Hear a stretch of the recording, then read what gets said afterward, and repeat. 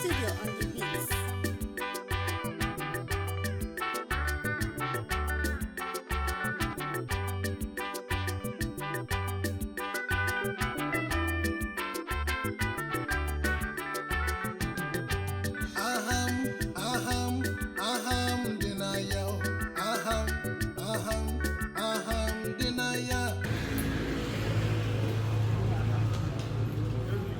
We are still on arrivals. We are at Umuchiana Town Hall for the official inauguration of the new security outfit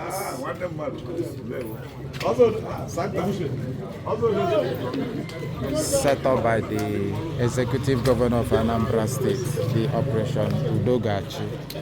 And today, Ekwulọbịa is officially inaugurating the Ekwulọbịa chapter. Okay.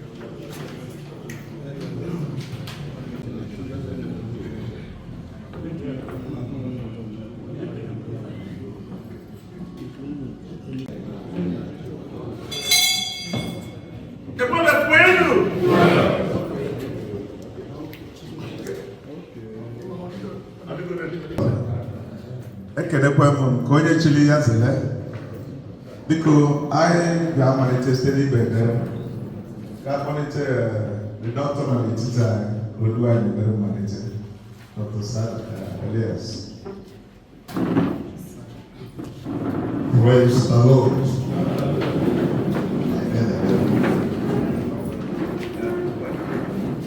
Worthy is the Lamb.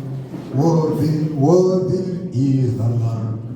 Worthy is the Lamb that was slain. Praise Him, hallelujah. Praise Him, hallelujah. Praise Him, hallelujah. Praise the Lord. Worthy is the Lamb. Worthy is the Lamb. Worthy is the Lamb that was slain. Praise Him, hallelujah. Praise Him, hallelujah. For our lives, thank you for your faithfulness. Thank you for your loving kindness. Thank you for our time. Thank you for the love that we have for this time. Thank you for causing our governor to remember our time in a special way, as at this time, undergoing all this construction works here. Lord, it's your doing. It's not because we inherited it. We may be a disorganized people, but Lord, you still love us. You still show us goodness. You still show us blessings. Lord, we've gathered here for a purpose. Lord, we pray that you take control of all that we've come to do. Lord, we pray that everything shall be done amicably well. Lord, it's you that actually brings security. but we have to do what we can do as men. Lord, we pray that your hand shall be upon all that we've come to do, Lord, even to secure our town. In the name of Jesus, we pray. Amen. Father, we pray that as men as have come here today shall get back to our destinations, Lord, without any side reports. Even though that are yet to come, we commit them unto your hand, that you shall put in their steps. And Lord, I know one time they shall join us here. In Jesus' name we pray. Amen. Yes. Upside down, upside down. And I have you back, I will go. So the guy has seen the chief I will honor the gold over there. The man I brought them never also to share. So I may only say, man, they can say, boom, but for you on a dying back.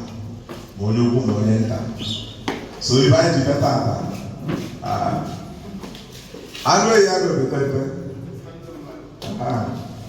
The way you can express how much shall we have the voice. So because if I do better, I launch the Global Security Management and Finance Committee. The candles on the road. I am never candles and then I never go on the line. Because the fourth urban city in Anambra State are overlooked.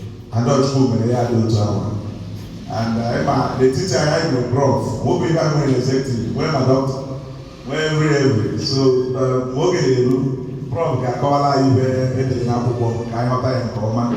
But I can't be high president before they are now. Kaihota behind the letter and the IG, reason IG mayor. I never align with the policy, the new government in Anambra State. Emma mgbe Peter Obi na-achị o nwere osi debe ya nweze prọfesọ ya dụgharịa ya onye ya aka mma wee na-eburu uche nke ka akwali ndị nna anyị bụ igwe ugwu ka igwe niile nọ na-asị nna ka o ji agwa osiri ike anyị bụ ụmụ ya gbapụrụ ya ọsọ anyị n'ụlọ ya dị wee bugharịa ya egwu nke mere na RPG was the chief security of any given community and as such o nwere ihe demand from anyị women. And then my boy now PG, you have the time union government. Even in that law, only boy and why I am and they dissolve all the time union. Wait, let it PJ Jebuanga and that man the PJ Ekwulọbịa agent Ghana Jesus. So how can I go to I mobile I wasn't to Haluchi.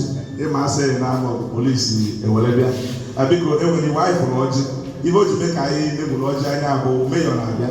I say shower to share because much and I urge you to lodge. We are not going out with police as I am urgent. Thank you so much. My bro, Emiliano, I go my body.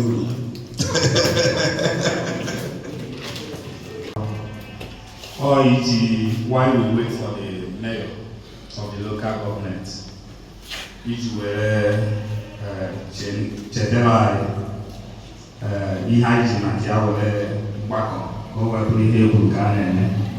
So we are going to help the Anambra State Homeland Security Law 2025 because in Metota City na Anambra Kaiwa Koleba as in the Ekwulọbịa Kaiwe nwee mehe atụanya anyị kwesịrị ime dịka obodo dịka ndị obodo ndị ọzọ na-emekwa. So ya bụrụ ka o si gbasata sections 10 and 11 as contained in this law. So all ya ka ise ka gụpụta kịta ka o wee chetara anyị ha iji maka ya wee bịa. So starting with section 10 on establishment and composition of town security management and the finance committee. So we're starting from subsection 1. There is established for every town a body to be known as the Town Security Management and the Finance Committee. 2. The Town Security Management and Finance Committee shall consist of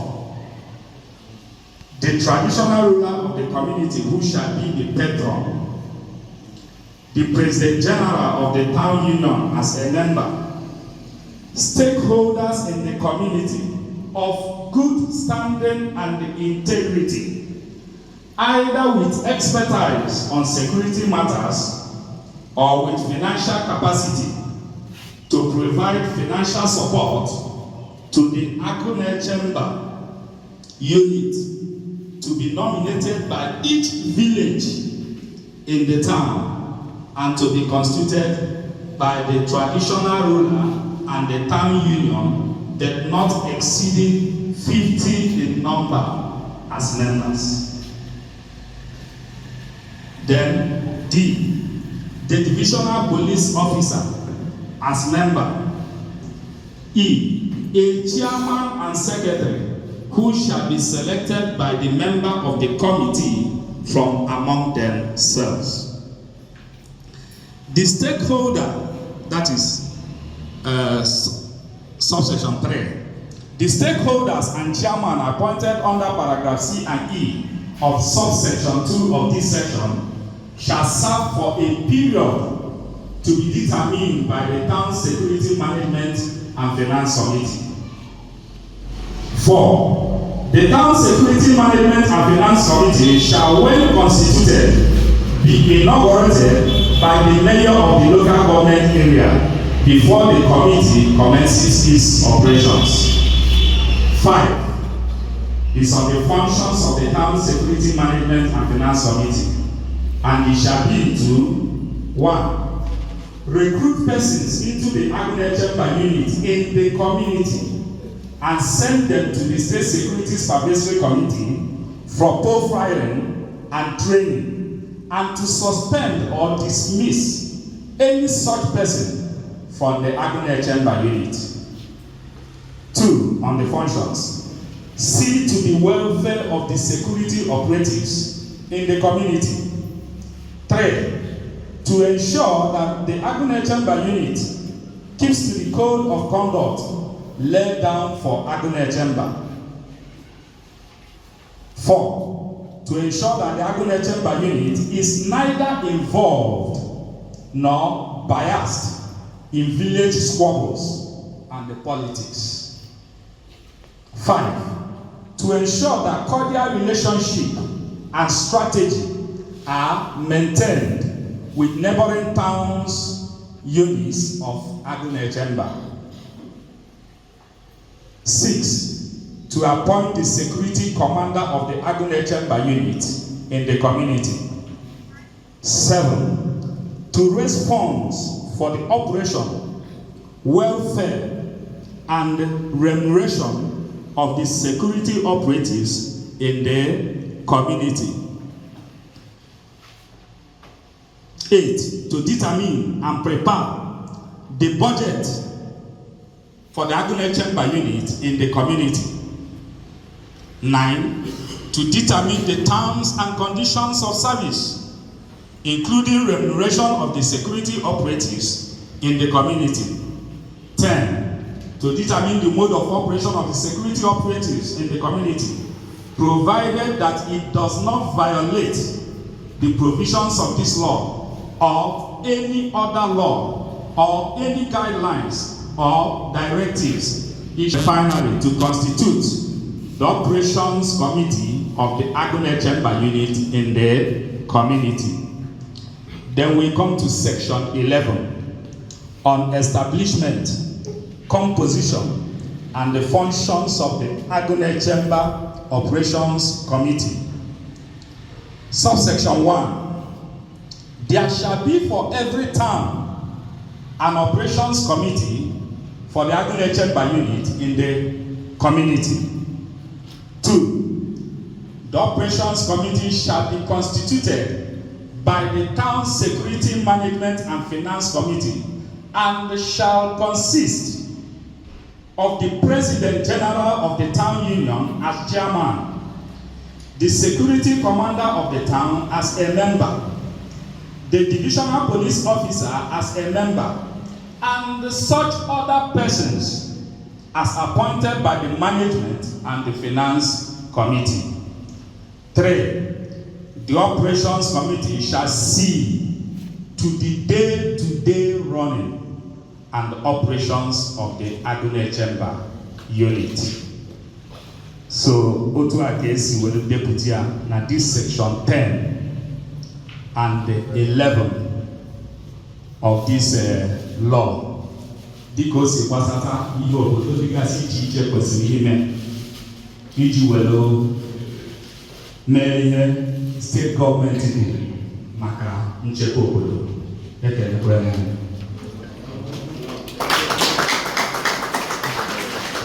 Thank you very much, Prof. I go to them other executive Inuguration.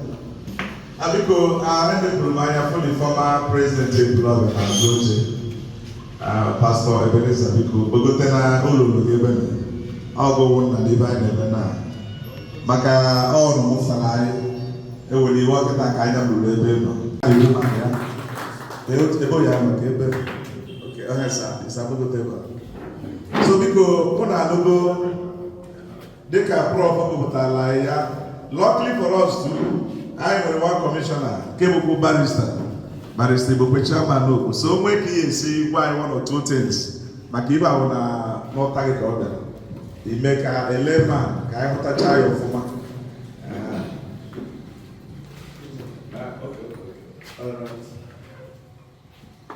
My President General, other distinguished members of this August Forum, Chief Celestin Ezemoye, Ekwulọbịa, Chief Ezike, Oliver Ezike, Otigbo Jesus, Bokete Jesus, my fellow chairman of our communities, distinguished gentlemen of Ekwulọbịa. Ekwulọbịa kwenu! Ekwulọbịa kwenu! Ekwulọbịa katakwano! Biko PG, we are very fortunate and privileged. You were a professor as the second vice PG of Ekwulọbịa. And then I never did. And when you go to the Prof, I am because also Hausa, it's all in Hausa, it's all Igbo, so bad French. It's all in Yoruba, Igbo, so bad no Igbo. An average Igbo man, now no Igbo. And this language of this law, all the very explicit and concise, to the point, all the beliefs of ambiguities.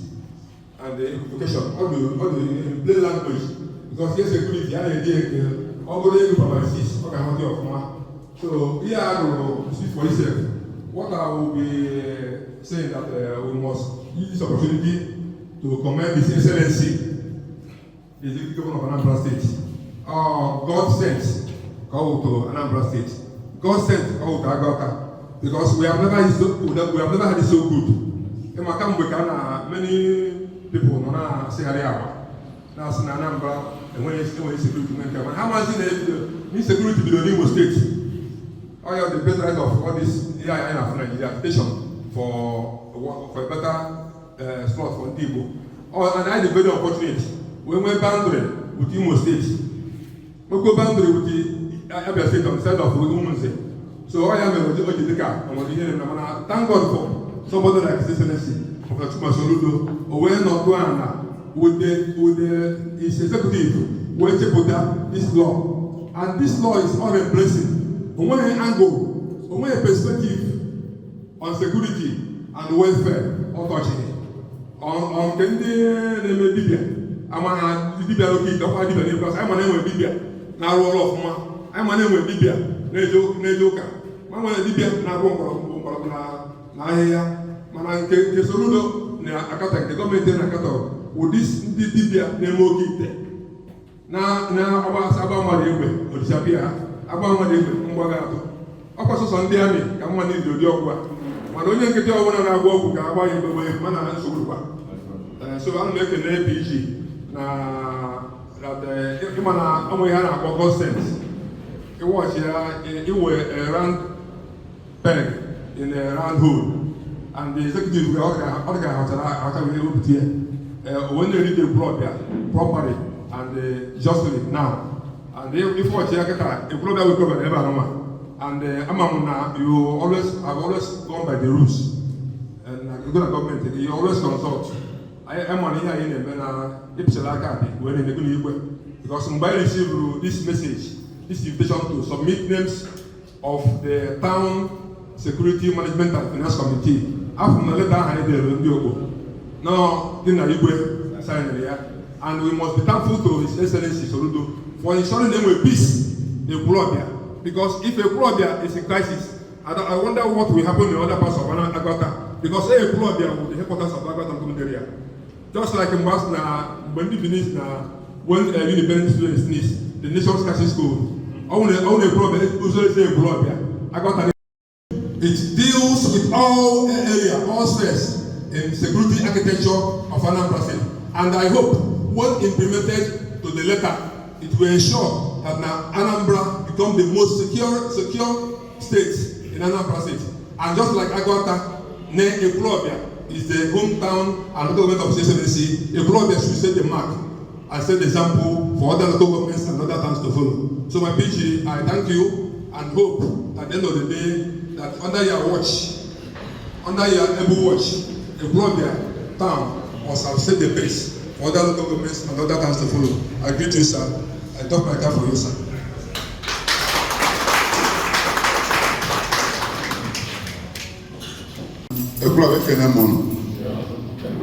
My PG, this is Ekwulọbịa I'm making. Because the high level part today is a very serious business. Because one of the primary thing is excellency. They demand from everybody, every community, that the children have secure their communities. And the Ekwulọbịa today is the right thing.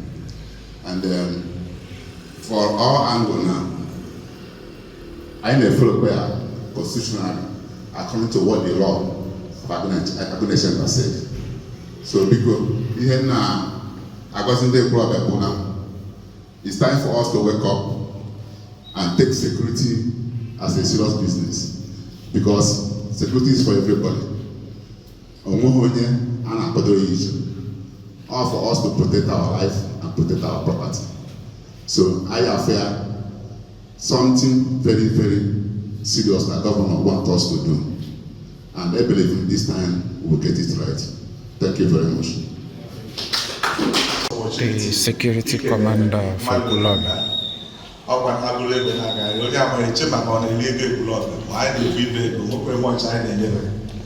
the love of the community, we look at this high time and that. I not that alone, man. As I want to job at you, maybe can they change. Cheap blood like a quick here, man, and I Jesus. I think the committee I have living in that or joint.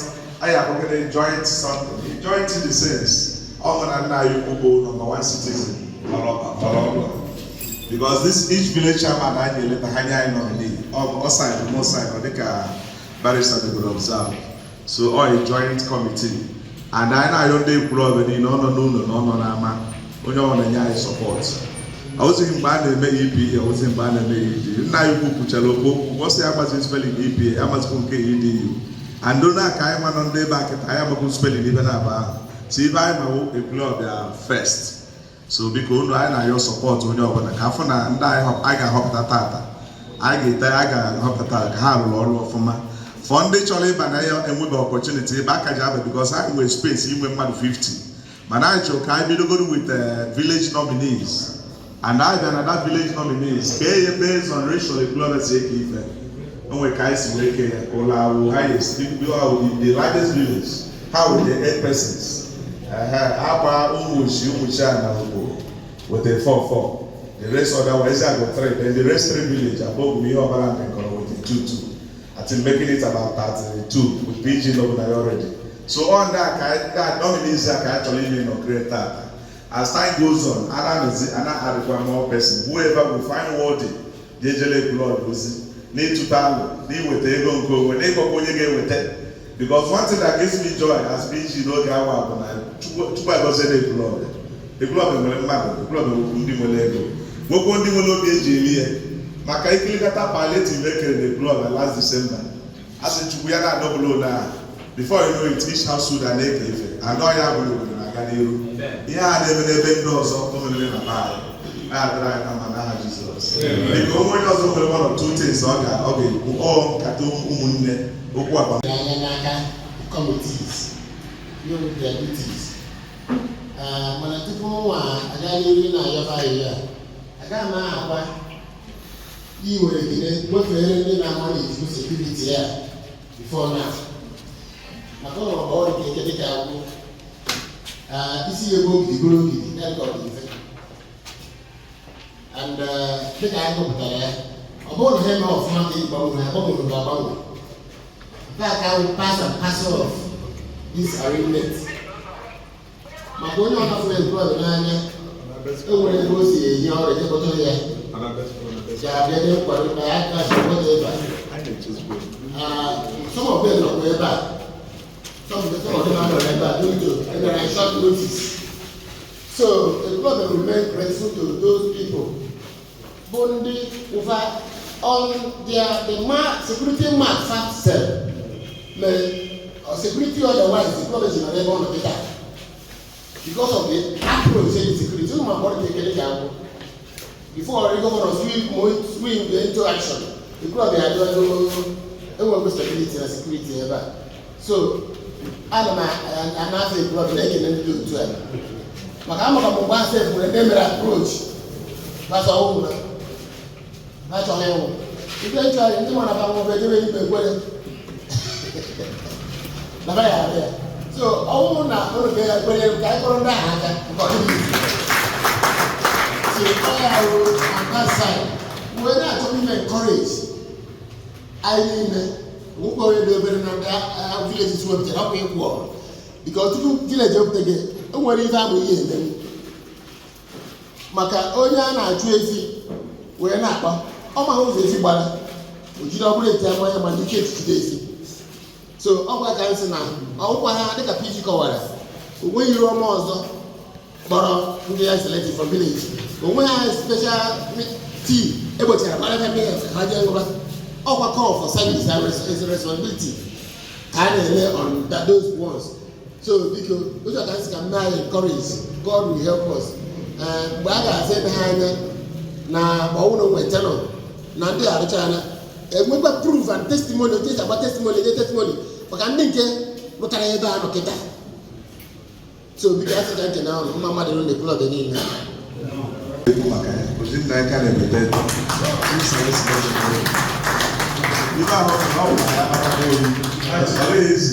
want to know busy, you don't like the motor, I don't have a great price, then I can't. That thing will be paid for it before I eventually report price for time in government. And that's why I'm very about another one. Jesus. Amen.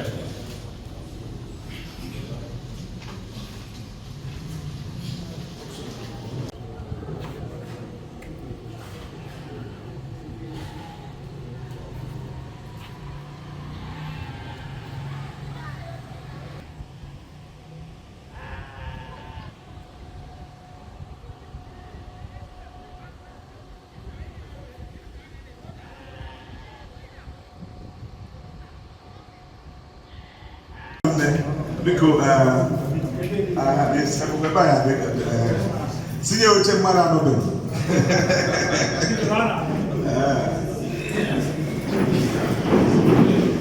because don't talk I want to so kata ma do se senior jine fele ka I saw the arrival of Mayor Agwat. Senior jine fele ka I saw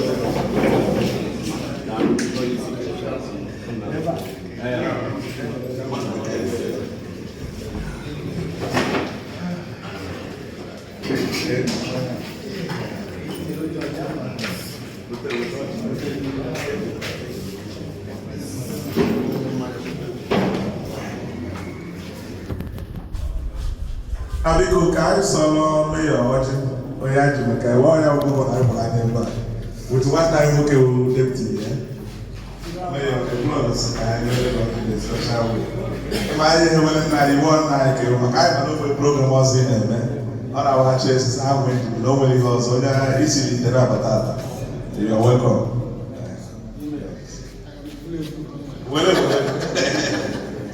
No. You're welcome. So I didn't know what was China was chief award in Amanda finish. I got it on there.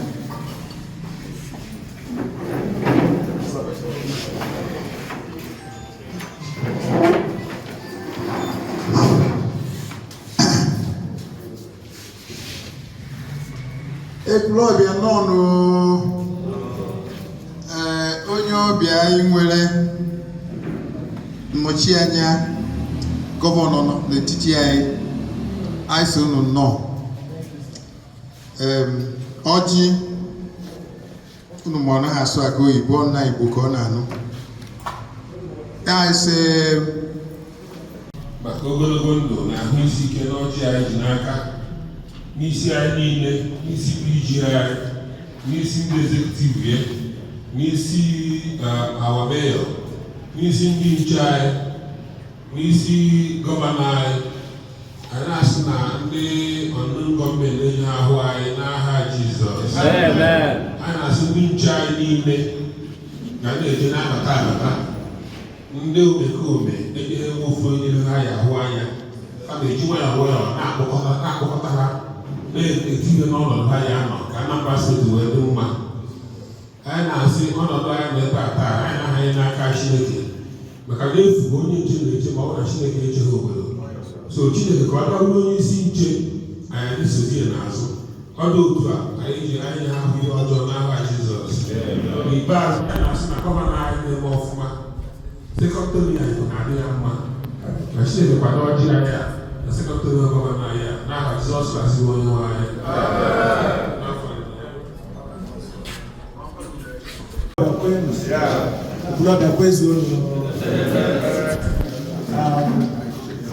The deputy mayor the president general all you PG I'm asking nnukwu mmụọpụta na ọgbọgbọ so na-apụta na the League Council of President Generals. I think ị na-agba mbọ onye nwere ike ịchịta oke Ekwulọbịa. Ndị niile I believe ndị niile na ha na-alụ ọrụ, some of them should be here maka na ofu isi adịghị eme ọfịa. Ndị nọ onwe onye nọchiri anya igwe, ana m ekele igwe in absentia and he is aware that I'm here today. The village chairman, okay? Yes. The village chairman, I like you know. The by us no, who is not going to our way and everything, and our Wolfman. So I believe that the way governor PG and not of money when then Agudoria is chairman. Naked the entire selected, very distinguished members of the Ekwulọbịa Security, Finance and Management Committee. I've been very happy about that. You will see there were some things very significant today. One, look at the Ekwulọbịa for the very significant. Because one thing is to make a law and ask every community to abide by the law. Here we have 179 thereabout communities in Anambra State. I don't think Ekwulọbịa is doing badly by doing what the community is doing today. That is the one thing, the very significant about it. The second one, we are now unuzuru keme. Maganasi chota ndige eji ọrụ una chota within a very short period of time. It goes to show that you people are passionate and visionary na ihe a na-eme. Aka nwere communities ka na-agụ onwe ha ịghọtagodo asị na enwere law. Asị na enwere law. Aka nwere ndị on that stage na even in this local government area. Anyị a na-akwalite inwe ike ịkpọ PG ọ sịrị na akọtakwana m ihe a na-aka akọ that thing. So, but this community has shown proactiveness, and on behalf of our local government area council, and on behalf of Professor Charles Chukwuma, so the governor of Anambra State, and I'm also the PG, congratulations. can we apologize very deeply for attending this gathering very late. In our nature, it be very late. Mana, Agwan Beach in Abuna Ibido event time we actually hosted the first ever Agwata Young Women Summit at the local government. We managed to commemorate the International Women's Day, which is actually every March 8th. We narrow it down to young women 18 to 45 years. I believe all that age, when they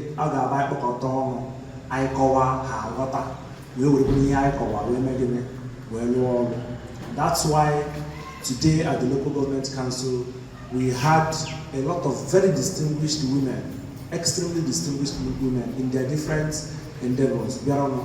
We now call with more than 500 young women coming from the 14 communities I went in the local government area. Actually, the event was due to start by 10 o'clock. Man, the keynote speaker, the main person there aside other 4 persons, including the wife of the Anglican Bishop of Agwata Diocese. The main person there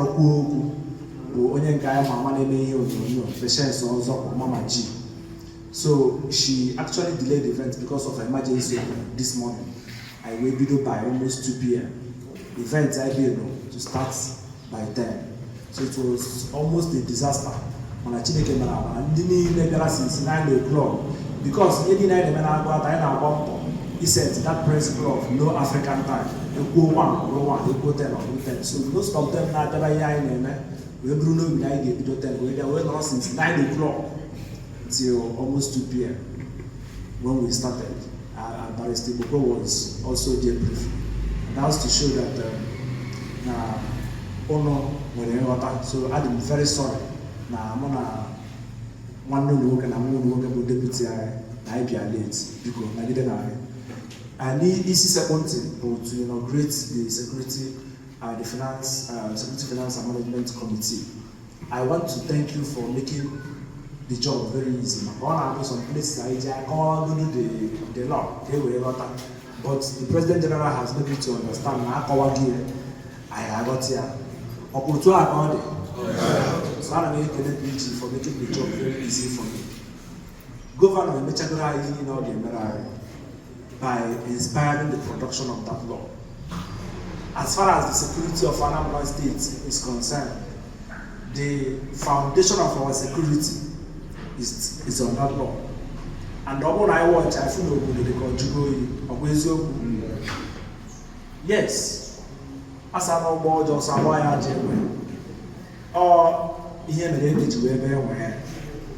so we are taking back our land. We are taking back our land. The governor is doing everything humanly possible to take back our land. Because the more development security. In fact, there will be no development. There will be no development. This is the first time I'm about this short road. Our dearest brother of blessed memory, before I was choice that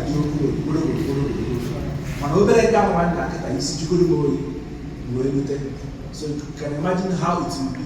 But the point is, if we have this kind of infrastructure, I see the only one thing those are I don't think that in taking back our land.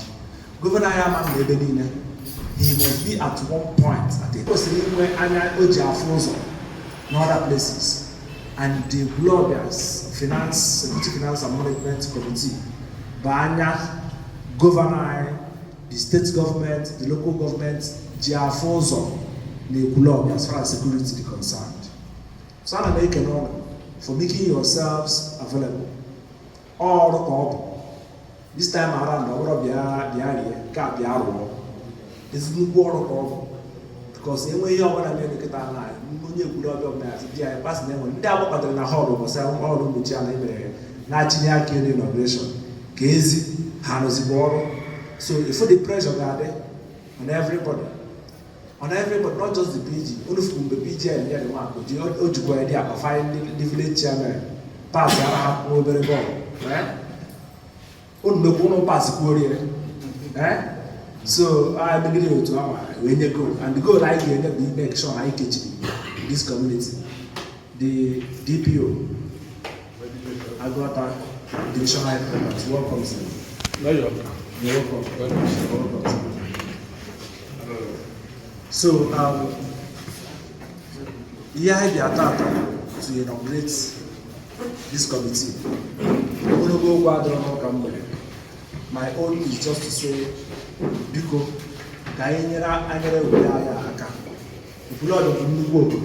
and we all know the strategic investment of this community. Number one is that it's the most urban area in the entire area. Why they are aware? Yes. Before now, I knew urban area, I shake guys, it always guy in Ethiopia. Brother, capital area. By all standards, and they will be near Africa in a capital. One of the other never one nature capital. If I thought I want to go there, I must put them with Abuja before the mother. So everybody will want to go to the capital because of so many opportunities, economic opportunities in the jail. So here, maybe for some of us here, I'm sure. Probably the left and right will have one day blood of over indigenous. So this situation, our security system at this time, I here was injured because our manager gave them also other more interior communities. So I've been very happy that this community is showing the light in this regard. I will not go forward to make any comment on the law because I want to believe the law very well. Let us work closely with the President General, who is the chairman of the Operations Committee. The job of the Finance and Management Committee is very simple. Get us the money and help us to manage the money. I am a government, I'm a mechahancha. I want to use this opportunity to announce to us that at the level of the state government, we have concluded now that there is a subvention from the state and all the areas. So every month, the state government, led by our governor, and then every community, ego, then we can go here. I said, "Oh, come on, no peka." Then we can say, "Akezi, here our committee, the government today will be our here." But security is an area that no matter how much you put into it, you still need to put more. So I want to encourage this community. Like the government today will be better. The fundamental treatment will never be enough. Makana source of fuel to fuel them to go to patrol in one day. I think you are a that's a so you can imagine how much it will need to cover a big community like Ekwulọbịa in a day and ensure that all the is covered. The mayor, deputy mayor, the general, Ekwulọbịa, and the men of the high table. Good evening, everybody. I'm sorry I came a little bit late. I shouldn't have come before the arrival of the mayor. Me coming behind his arrival should have been seen as gross indiscipline. But I had a role conflict. There was problem somewhere. I and Achi, we were at Sofia. We were solving the problem. So I'm sorry for falling behind that time. Mayor and the men of the high table, I don't come much with the new law of homeland law and the following expectations that metamorphose into Agune Chamber, Achi, and the incorporation of all other vigilantes into one umbrella is a sign of a democratic policing of the people, by the people, for the people. And before, when His Excellency, the former governor of Anambra State, Peter Obi, reformed the vigilante, reformed and established from what was at the beginning the Mbadinuju established Bakassi, he metamorphosed into the new Anambra FVG with contending law. And in that law, the supervisory committee of each community vigilantism comprises the traditional rulers, the President General of the community, the police, the DSS, the DPO of the community, the DSS, and the commanding force, the commander of the FVG of the town. They meet regularly to discuss the crime level, the theology of crime, what brings about crimes in a community. They try to look into how to shift from civil issues and criminal issues. They discuss on how to handle each pronounced crime and criminality, and as well as avoid recycling criminals in the society or within the community. But as time grows, we found out that politicking entered, and the traditional ruler will be at his table or palace and appoint his loyalists who will become the FVG. And as time goes on, the power and potency of every FVG of the community were politicized, and their power became very small, very little.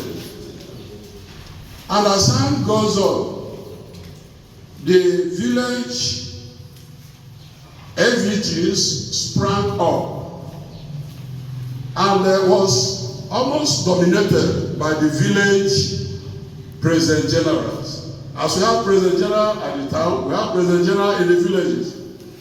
And they started selecting the loyalists more in the village level.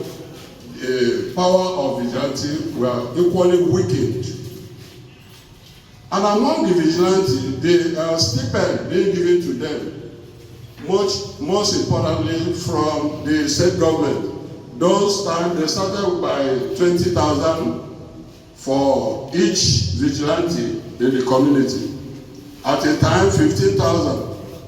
Every month, the PG, the traditional ruler, the DPO, they will sit and sign. They are the signatories. And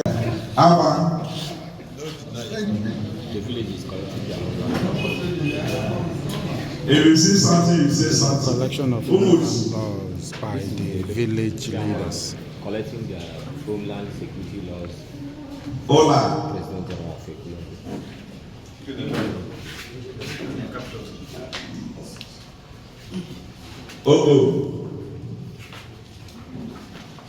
The barrister. Let me wipe that name. Exactly.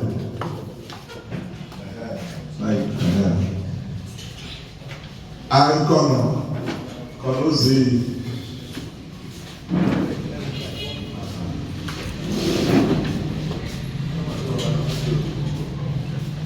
What was Shaman called here? Obogo? Okay, Kono, yeah. Abogo. The prof.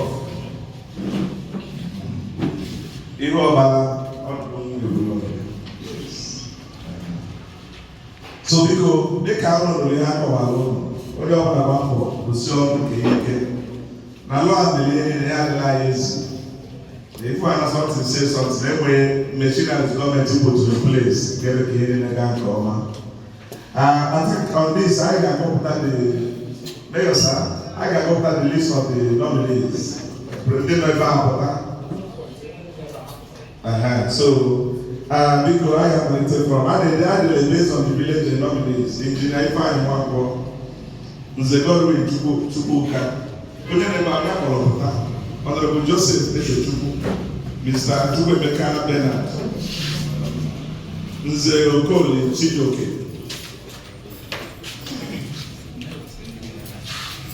The nominees never, yes. The nominees never. I will say, then Edwin Nze Edu Emmanuel, Nze Ezeman Chidoke. And the Martin Okafo from Abba Village. Oboy Raphael Ezon, Nze Christopher Okolocha, Chief Ifanye, Chief Oliver Ezike, Honorable Uchenna Ezemora, Nze Wilfred Ilodoba, Mr. Okoye Chukuma, Mr. Okonkwo Callistus, Mr. Sunday Obezuono, Mr. Martin Ezokeke, Chief Chidebere Ezemoba, Nze Albert Ezemoba, Chief Izunda Amiako, Mr. Paulinus Ayene, Elder Frank Timothy, Nze Onyebuchi Olisakwe, Barrister Oster Ibukwe, Nze Michael Ezeago, Chief Celestine Ezemoye, Gabriel Obidi, Anayo Anibor, Fabian Ezokonkwo, Honorable Azubike Okafo, Mr. Chekube Eze, Mr. Peter Ezike, and Arinze Okonkwo. Mayor, sir, my debut, and that one day not presently. Because they go, Somano or Somana, whichever way. I talk, I below with this village nominees, numbering 32, with me and the DPO or 34. As time goes on, only I take Talanya, I have a team work. Thank you, sir.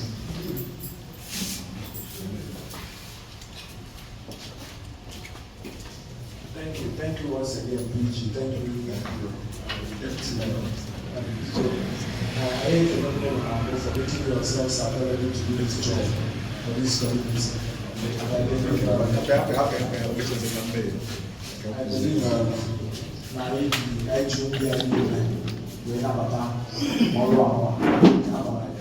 this community.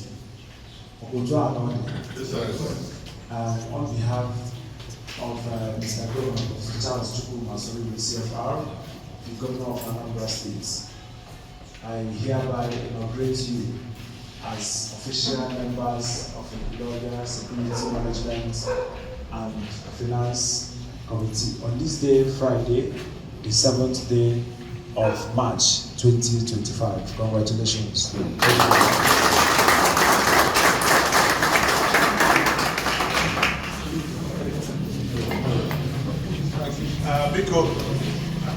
Yes. I think it was where I'm with Chief Oliver Ezike as the chairman and Azubike as the secretary. And Frank Timothy, they are not the chairman as well. No. Congratulations. That's a picture.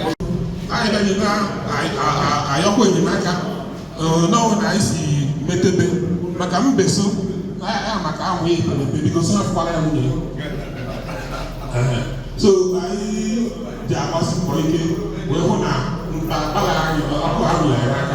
the vote of thanks from the chairman of the committee.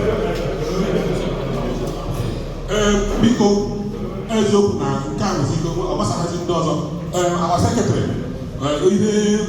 social media, that's why I'm doing happy work for the So I urge you meeting. Always be you know what to do. Get the list, create a WhatsApp forum. We will start work immediately. So that from that was after my way came, I just hear you physical meeting. We will now circulate the information. Thank you very much. Jesus. Amen. I like to let you know what I'm doing. If you're tired of the secret blood, I know sinner like in another Jesus. I know your pico is sitting in a hot tub, but here or what. I know your check one kidney, not a single one. No more. I know if you go to somewhere else. Near how we see you wait to tower. Them man go away to ballet blood. Now, as you brought the doom, now I didn't matter. Now, so one day, each ever have in a Japan. I went and see women are in car. I didn't get a car, we were road to when you go to Joe. You had that iron, when you get married, Jesus Christ, so now I. Now,